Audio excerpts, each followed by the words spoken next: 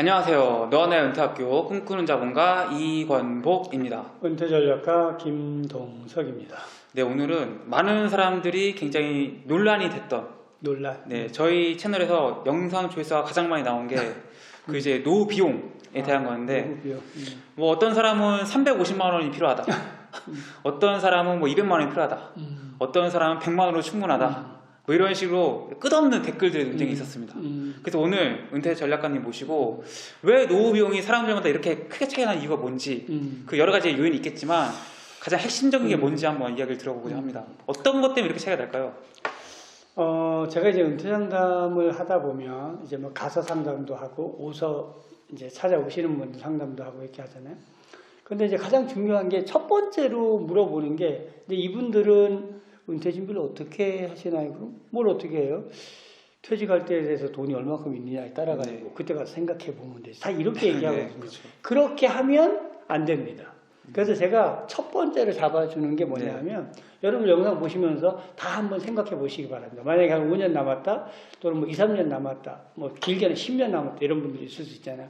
내가 퇴직 후 은퇴를 해서 어디에 살 것인가 이거를 제일 먼저 결정하시는 이거에 따라서 금액 차이가 그렇게 많이 나는 거예요. 예를 들면 강남 한복판에 꼭 살아야겠다는 사람이 있거든요. 강남 8학군에서 아이들 다 키웠음에도 불구하고 그 인프라를 못 버리고 나는 죽어도 강남에 살아야 되겠어 라고 생각하는 사람이 있는 반면에 아니야.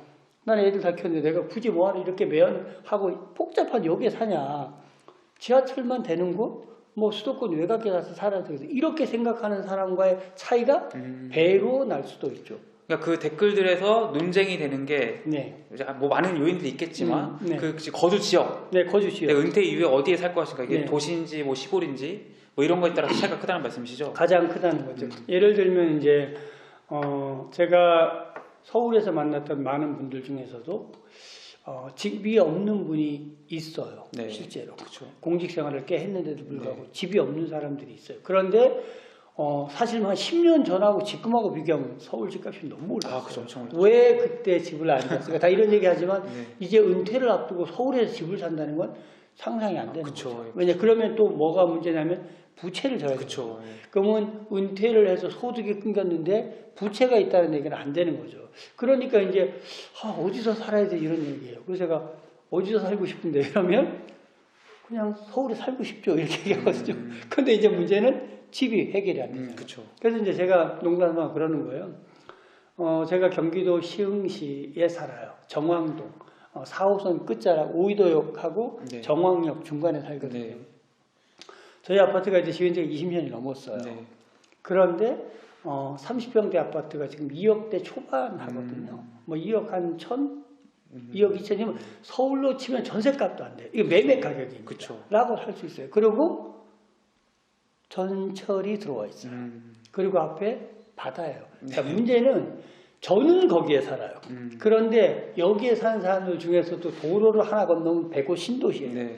똑같은 평수의 아파트를 거기 가면 더블 이상 줘야 돼요. 거기는 이제 4억 5천대, 뭐 조금 위치가 좋다 그러면 5억대까지 나오거든요. 그러면 동일한 지역에 살는데도 불구하고 좀 더 좋은 아파트에 살 거냐 아니면 좀 더 오래된 아파트에 살 거냐에 따라서 가격 차이가 배 이상 난다는 거예요. 예를 들면 제가 살고 있는 우리 정왕동을 기준으로 해도 같은 평형대인데 2억대 초반에 사는 사람과 새로 지은 아파트가 5억대 사는 사람이면 가격 차이가 한 3억 정도 나거든요. 그럼 이것을 이용해서 노후에 부족한 것을 충분히 해결할 수도 있죠. 그러니까 노후 비용을 결정하는 가장 핵심적인 내가 어디에 살 것이냐. 그게 첫 번째가 지역인 거예요.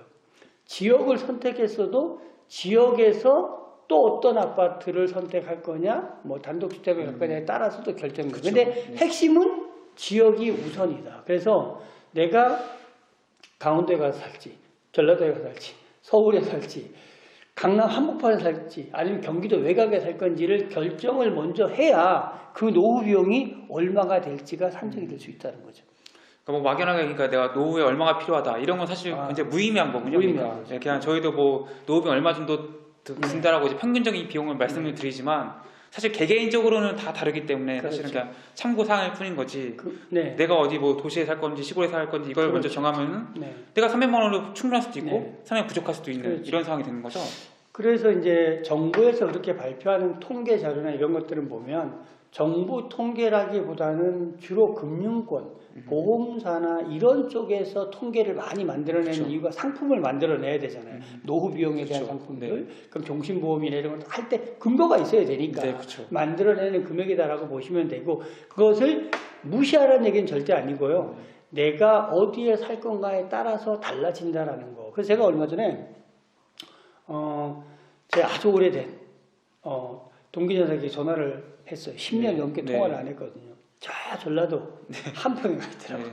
그래서 전화를 했더니만 당구장에서 열심히 당구 치고 놀고 있는 거예요. 야, 좀 부럽기도 하잖아요. 그쵸, 그래서 내가 야, 너 도대체 뭐 일도 안 하냐니까 야, 내가 왜 일을 해? 이렇게 얘기하는 거예요. 그래서 먹고 살만한가 보다. 먹고 살만하지 시골에서. 근데 그 친구가 연금을 한 200만 원 정도 받아요.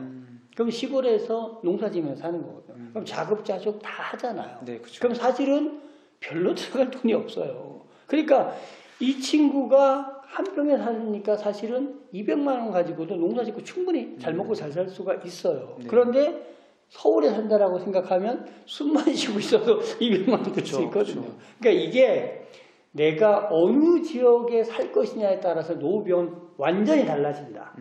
이것을 생각하시고 여러분들이 아내분하고 철저히 한번 계산해 보시기 바랍니다. 어디에 살 건가. 만약에 자녀들이 서울에 있다면 서울에서 왔다 갔다 하기가 좀 편리한 쪽에서 좀 지방을 가면 안 될까? 또 수도권 외곽으로 가면 안 될까? 꼭 서울이 아니라 이렇게 선택하는 것에 따라서 노후 비용은 완전히 달라진다라고 보시면 될 것 같습니다. 그러니까 여러분들 노후 계획을 세우실 때는 네. 가족들과 다 앉아서 우리가 서울에서만 살아야 되는지 혹은 네. 지방에 갈 수 있는지 이런 것들 일단 먼저 이야기를 하셔야지 그 다음부터 노후 비용이 나오게 되고 네. 거기에 맞춰서 이제 준비를 하시면 될 것 같습니다.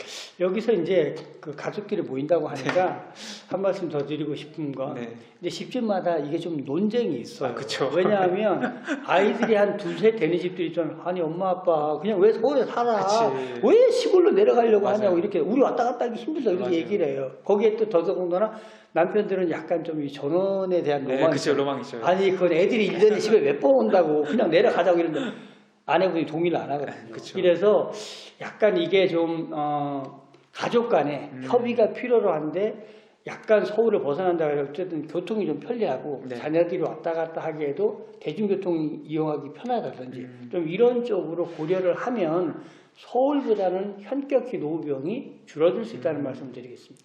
네, 그래서 오늘은 노후 비용, 은퇴자 노후 비용 100만 원 차이가 나는 이유에 대해서 한번 설명을 드렸습니다. 여러분들 은퇴 준비하실 때 우리가 은퇴 후에 어디에 거주할지부터 한번 고민해 보시면은 은퇴 준비가 훨씬 더 쉬워질 것으로 생각이 됩니다. 네, 너와나의 은퇴학교는 주식, 부동산, 경제, 은퇴 전략에 대한 다양한 콘텐츠가 올라오고 있습니다. 이러한 분야 관심 있으신 분이라면 구독과 좋아요 누르시면 감사하겠습니다.